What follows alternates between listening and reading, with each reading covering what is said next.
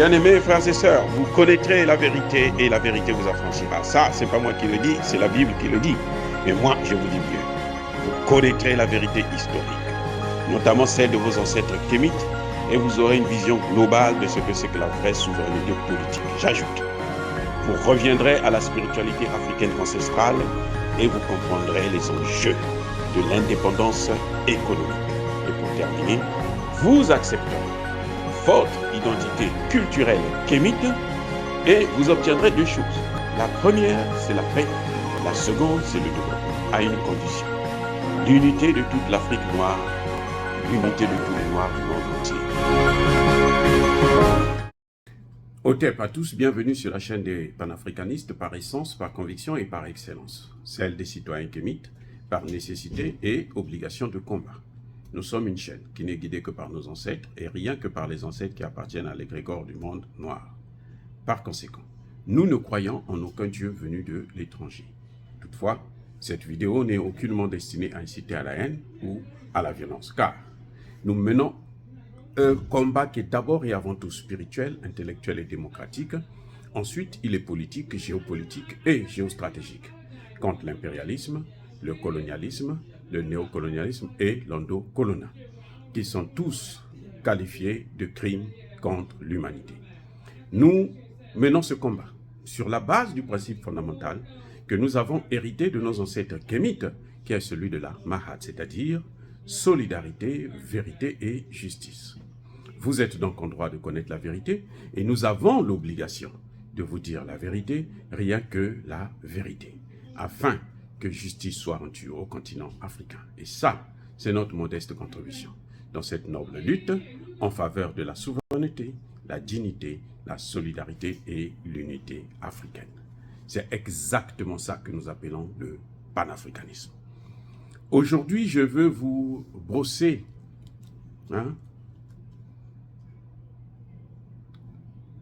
plutôt vous parler de façon très rapide des dégâts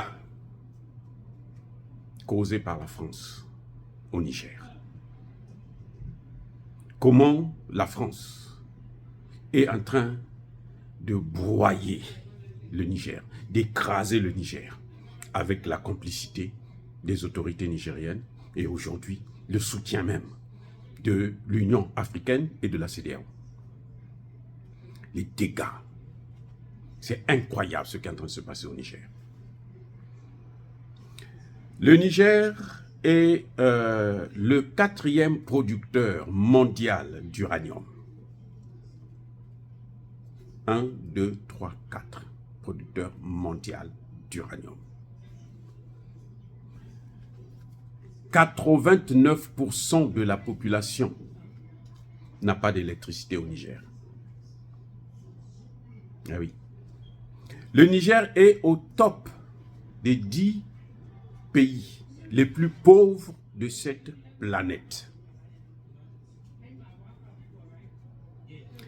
Lorsque la France achète l'uranium au Niger, elle achète environ à 27 000 le kilo d'uranium. 27 000 $ le kilo d'uranium. En revanche, quand elle va au Canada, au Kazakhstan, en Australie, elle achète le kilo d'uranium à 137 000 $. Vous-même, regardez la différence. On achète le pétrole, plutôt l'uranium, du Niger, à 27 000. Celui des autres, là, ils achètent ça 5 fois, 6 fois plus cher. Alors, dites-moi, si ça, ce n'est pas de l'escroquerie, ce n'est pas du vol, c'est quoi? Comment vous appelez ça? Dites-moi, comment vous appelez ça? C'est pas tout.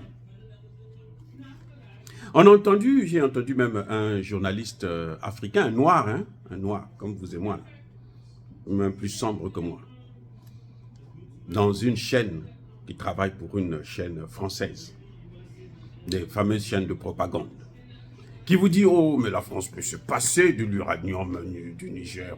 C'est rien du tout, ça. Ah bon.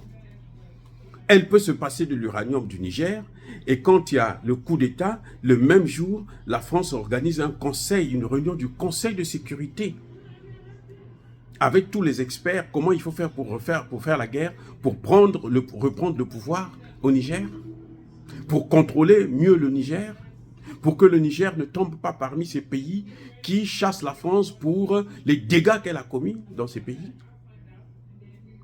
Elle peut se passer du Niger et elle est la première puissance criminelle à condamner le coup d'État. C'est elle qui donne une injonction aux dirigeants de la CEDEAO et de l'Union africaine de condamner et de prendre des sanctions. Vous me dites que cette France-là peut se passer du Niger? Si ce n'est pas la malhonnêteté intellectuelle, alors je pense que c'est une folie de la part de ce nègre de maison. Et cette thèse, vous l'entendez même dans la bouche du président Bazoum lui-même. Mais lui, de toutes les façons, lui, il a même nié cette armée-là. Il a dit que cette armée-là, c'est une armée de vauriens, une armée d'imbéciles, une armée que les terroristes peuvent écraser à n'importe quel moment. Les terroristes sont mieux formés, sont plus forts qu'eux. Ça, c'est Bazoum qui dit. Hein. Donc, pour l'uranium, qu'est-ce qu'il va dire? Il ne peut pas dire mieux. Bazoum, lui, il vous dit, les vidéos circulent, il vous dit que le Niger apporte à la France 2000 tonnes d'uranium par an. Alors, le plus gros mensonge de l'histoire du Niger. C'est le plus gros mensonge de l'histoire du Niger. 2000 tonnes d'uranium par an. Mais je veux vous rappeler une chose. La France est un pays qui commercialise l'uranium. Elle ne peut pas commercialiser l'uranium qui vient du Canada, parce que le Canada peut lui-même vendre cet uranium à ces pays-là. Elle ne peut pas faire pour l'uranium australien. Elle ne peut pas le faire aussi pour le Kazakhstan. Elle le fait là où elle prend ça gratuitement. C'est comme elle fait pour le café. La France est un grand pays producteur de café. Mais là, sur tout le sol français, là, vous n'avez pas de café. Ça vient de la Côte d'Ivoire, ça vient du Ghana, ainsi de suite. Voyez comment on est en train de dévaster un pays. Et on utilise la communication, les médias, pour mentir. Jusqu'au président lui-même. Le président du Niger, Mohamed Bazoum, l'a dit. Maintenant, je vais vous dire pourquoi Mohamed Bazoum ment. L'Union européenne a une commission qui travaille sur tout ce qui est nucléaire, concernant notamment l'uranium. L'Union européenne vous dit, en 2020, le Niger a apporté à la France 37% de son uranium. Attendez, non, vous n'avez pas compris.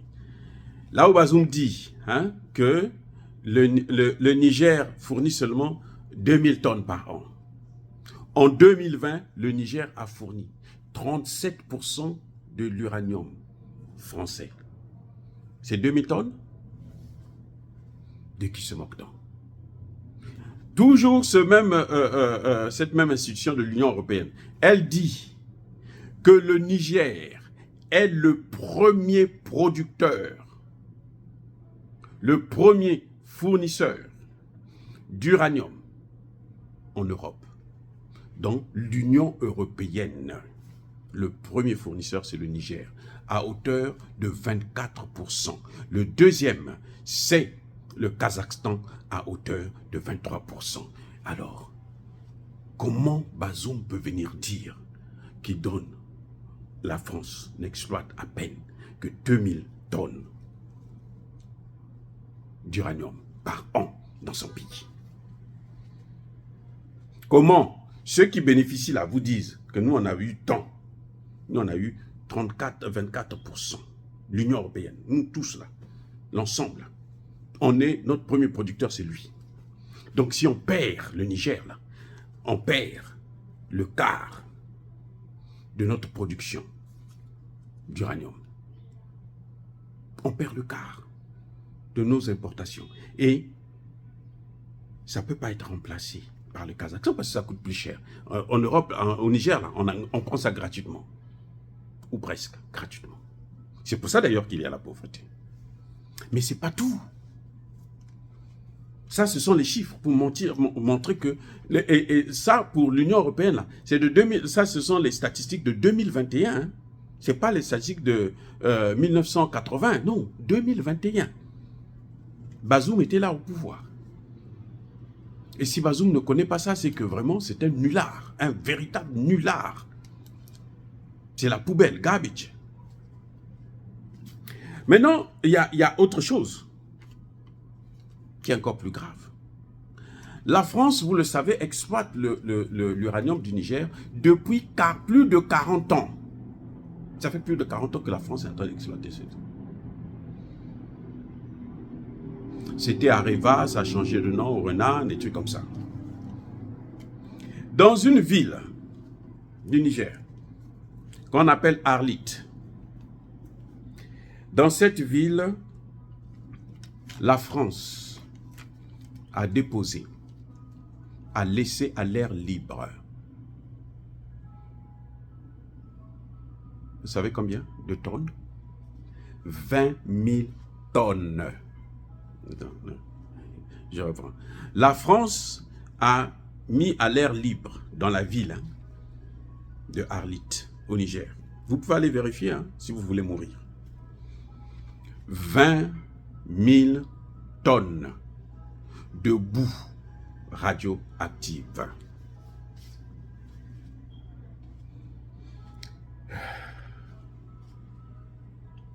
Vous savez, ça vous donne la chair de poule quand vous apprenez des choses pareilles.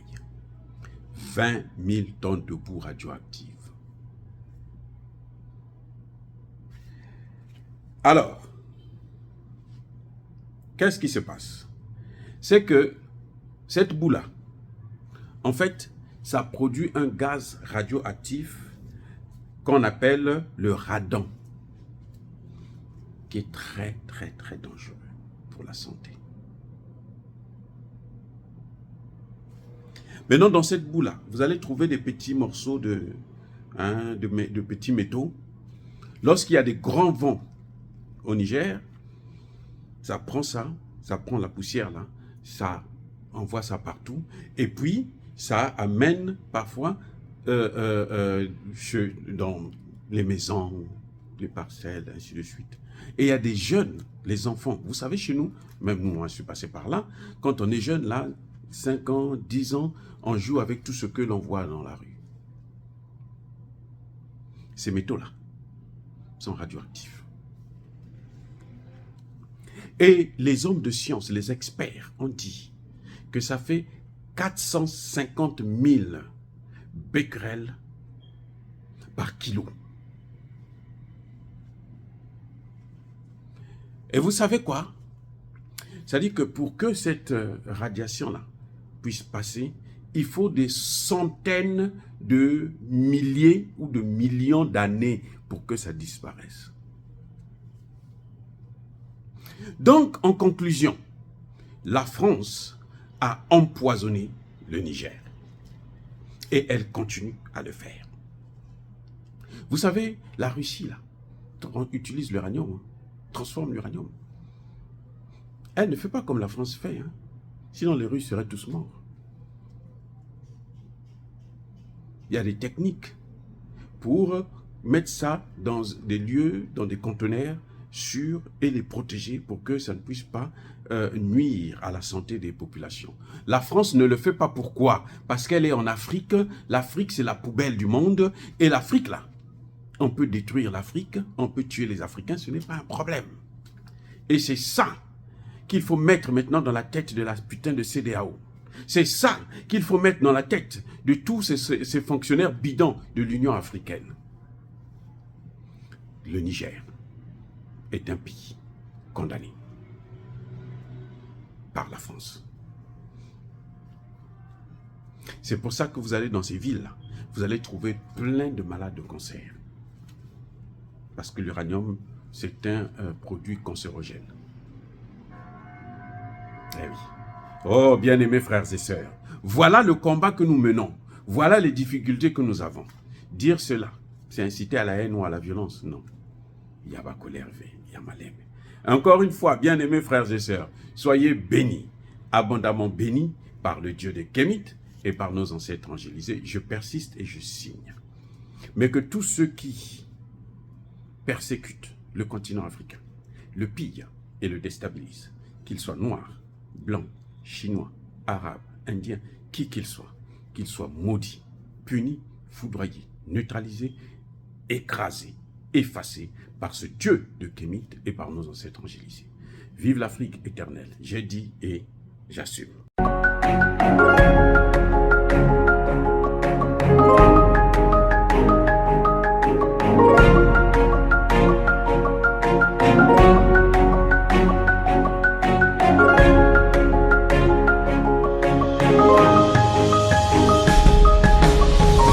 Eux, ils marchent par la foi et non par la vue. Mais moi, je vous conseille vivement de marcher par la connaissance scientifique et historique, notamment celle de nos ancêtres kémites, par les 5 sens et par l'intelligence. Abou Abia.